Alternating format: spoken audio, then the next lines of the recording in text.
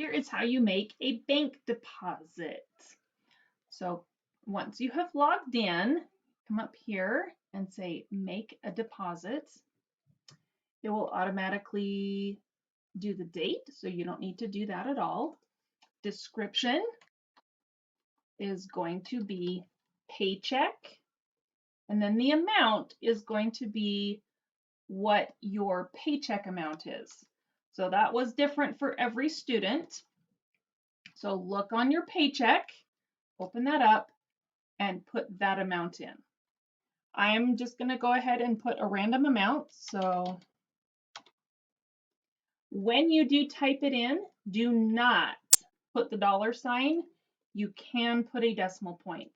No dollar sign, no comma, just a decimal point. And then you press submit and confirm, and there you've made your deposits. It's pretty easy.